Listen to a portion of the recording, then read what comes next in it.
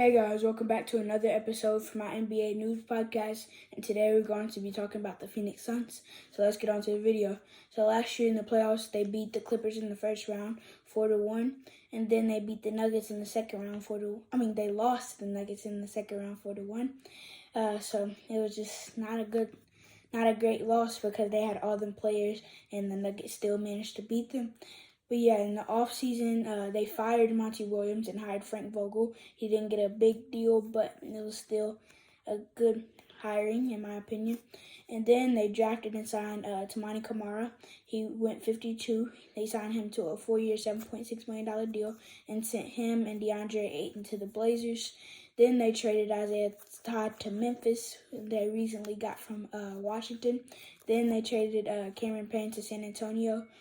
They traded for Jusuf Nurkic, Grayson Allen, Nassir Little, and Keon Johnson from Portland, and that DeAndre Ayton deal to get also Bradley Beal, which was kind of crazy as well.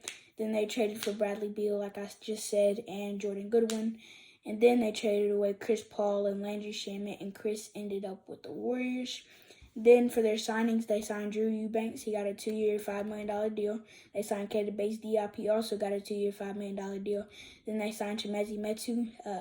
He got a 1-year, $2.4 million deal. And they signed Eric Gordon. He got a 2-year, $6.6 million deal. He did really good in Summer League, and he even got 20 points in the game. Not Summer League, preseason. Then they also signed Bol Bol. He got a 1-year, $2.2 million deal. Then they signed Udoka Azubuike to a 2-way deal. Then for their re-signings, they re-signed Damian Lee. He got a 2-year, $5.4 million deal. They re-signed Josh Okogie, who was a really great defender last year, and he got a 2-year, $5.8 million deal. Then they re-signed Saben Lee, and he got a 2-way deal. But they had no awards last season, not even like anybody who got on the All-NBA teams. They played limited games because of their injuries, though, and I think that was a part of that. I just wanted to point out that Kevin Durant and Devin Booker did good. I'm going to go over their stats. Kevin Durant, he only played 47 games last year. He had some ankle issues and other issues like that. And he averaged 29 points, 6 rebounds, and 5 assists. He was almost 50, 40, 90. If he would have got those free throw numbers up, he would have been 50, 40, 90.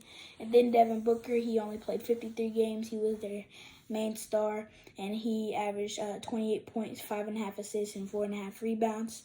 For a team last year, though, they were really great statistically. They were 17 in points with 113.6, which I think they should have been higher in because they had that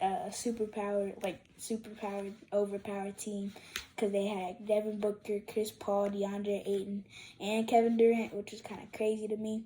And then they were 6th in opponent points, so they made up for it on defense with 111.6. Then they were 4th in assists with 27.3, mostly thanks to Chris Paul, which now they don't have. So I don't know how that'll change.